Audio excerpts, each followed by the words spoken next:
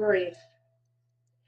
When the word is brought up, most people associate it with death, funerals, black clothing, and the sting of a permanent ending. But grief is so much bigger than just death. We grieve our childhoods, the safety we didn't get. We grieve our adolescence, the power and the freedom we didn't know how to claim. We grieve relationships that we've outgrown. And we grieve the possibilities of things that never happened for us. Sometimes we even grieve versions of ourselves who believe life would look a certain way. Grief isn't just sorrow, it's transformation. It's love with nowhere to go. It's the body's way of saying something mattered really deeply to me. Sadly, most of us try to outrun this ache. We distract, we numb, we overwork, we spiritualize. Anything to avoid the holy silence that grief brings. But grief doesn't want to be outran or overworked. It wants to be witnessed.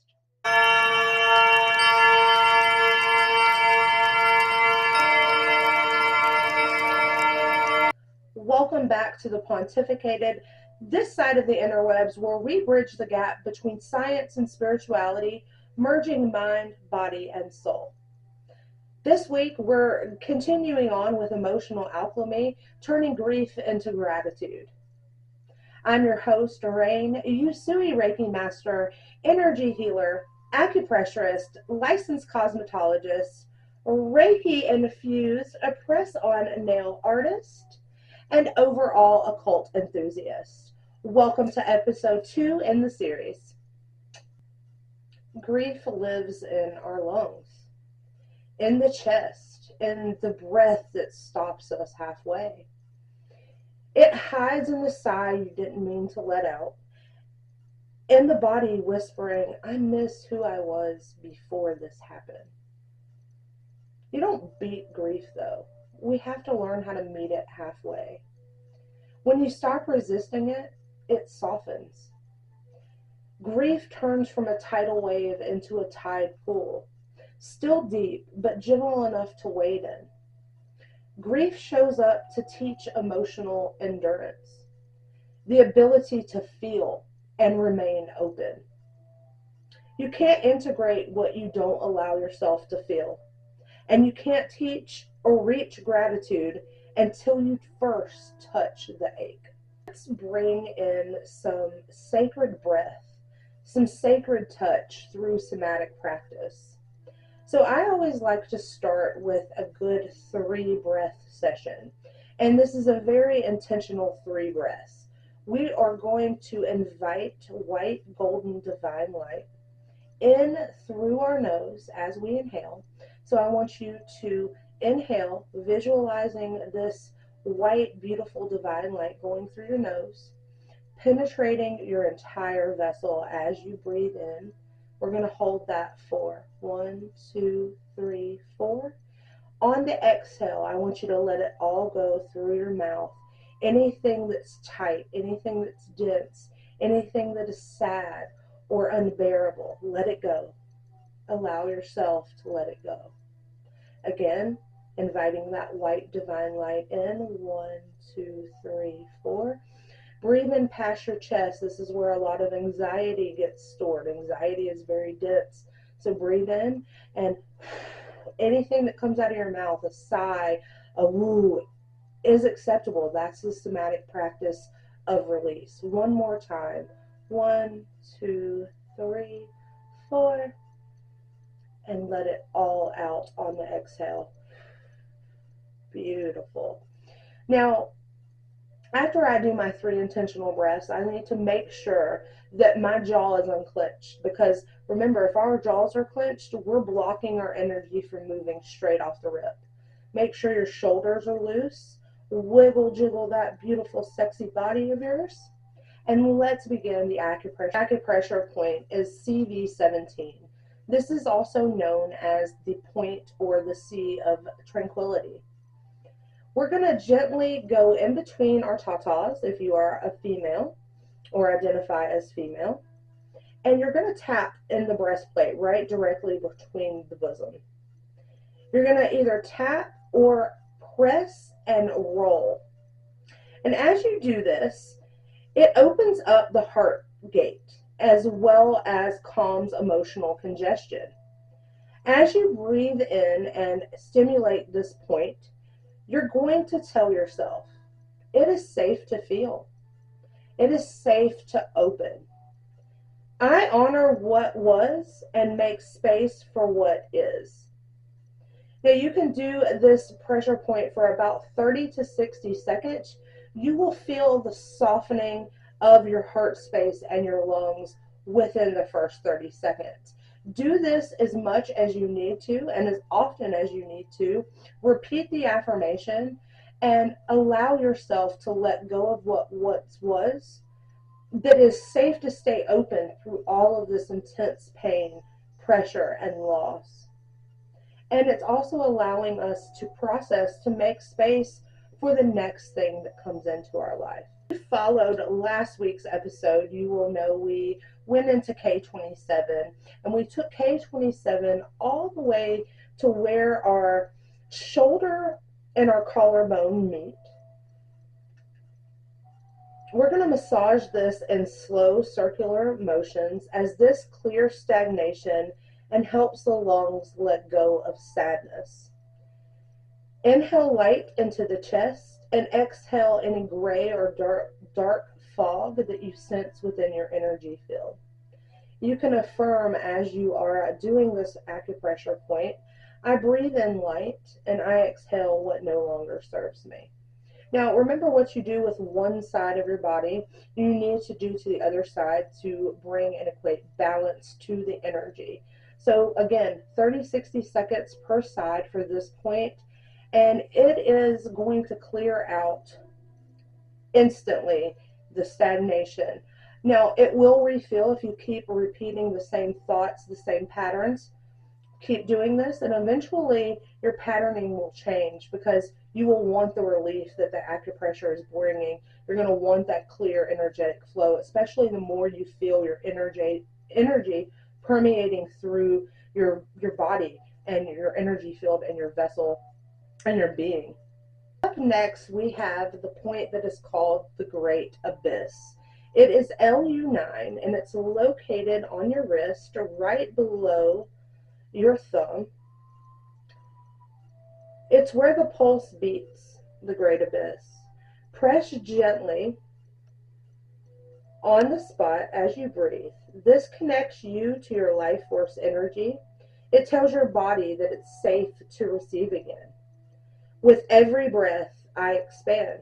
I am open to life again. Affirm this for your 30 to 60 seconds. And you're going to feel the heart and the lungs begin to communicate with each other, especially if they've been closed off for a while due to grief. Breathe entering, grief exiting. And that's the thought behind this acupressure point. These points form a circuit: chest, lungs, and wrist. A rhythm of release. Every time you touch them, you remind your body that grief is allowed to move. That's how we clear the fog and make room for gratitude. The bridge between grief and gratitude is memory with acceptance. Gratitude doesn't erase the grief, it gives it meaning. It says thank you for this lesson that's hidden in this ending. Gratitude lets you carry love forward without the pain attached. You don't stop missing people. You don't stop missing moments. You just stop resisting what their absence created in you. Gratitude whispers, because of that pain, I know depth, I know empathy, and I know how precious and short life really can be. Book and your pen, because we are about to speak directly to your personal grief as well as the way you show gratitude. So we're going to have a conversation with grief. You're going to label a sheet in your notebook, Dear Grief, and let it pour out. Do not censor it. Do not filter it. No editing or fixing how you feel. Just get it on the page. And it may sound like this: Dear grief, I didn't know you'd come to see me this often. You've shown up in places that I thought I had healed. You make me question why love has to hurt. You make me afraid to feel again. At this point, your grief, depending on what you've experienced and what you've already processed, could be a simple paragraph. It could be a 10-page dissertation. But however it is, write until your breath feels lighter, and then turn the page. On the next page, you're going to title this Dear Gratitude, and do the same process. You're going to answer back. So it may sound a little something like this: Dear Gratitude, thank you for showing me what was beautiful, even in what broke me. Thank you for reminding me that endings are teachers too. Thank you for providing me the love that never actually leaves. It just changes shape. Grief speaks to the wound, while gratitude speaks from wisdom. Together, they complete the full story. I do a grief to gratitude transmission candle. You're going to need a candle. You're going to need something to dress and anoint the candle with. And you're going to need your energy. So first and foremost, when we get any candles from the store, we want to cleanse them. So you can use sage, you can use Palo Santos, you can use Florida water, whatever you use to physically cleanse your house and your vessel, use that on your products, okay?